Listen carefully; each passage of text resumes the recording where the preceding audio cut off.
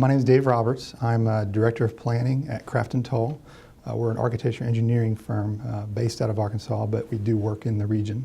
A great place would be something more, if you think back to that pre-World War II neighborhood, you had a main street, typically in most of those smaller towns, you had a main street area that had retail, goods and services, surrounded by neighborhoods where it was walkable.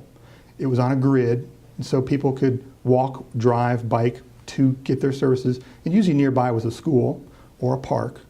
And so all that was in a nice unit, a neighborhood unit.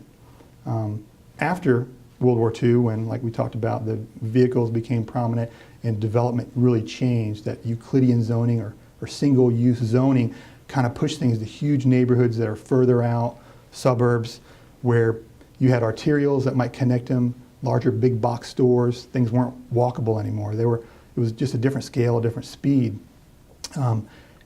What we do when we try to kind of get us back to what great places were is get you back to that, adding in complete streets so that you have those options for transportation, but they're more at that walkable scale.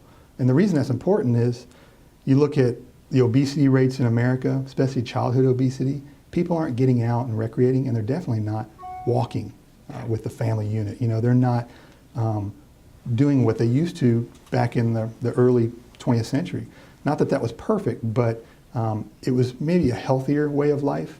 And when you think about supporting those neighborhood retail goods and services, you know, everyone kind of knew who everyone was, whether the shop owner or your neighbors, because you're walking. You're not in your glass bubble, steel bubble, driving at 70 miles an hour, you know, doing everything on the computer inside your house. You're actually out in your community as part of your community.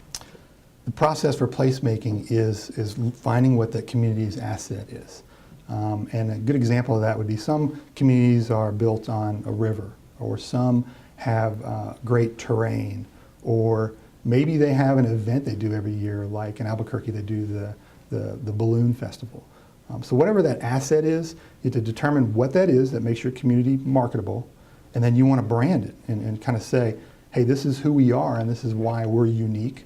What you don't want is Anywhere USA. You know, that main strip that has retail and typical shops that you find anywhere, the fast food restaurants, and you could drop into that town and any other town and not really know where you are. So when you figure out what your assets are as a community, then you can use those as economic development generators.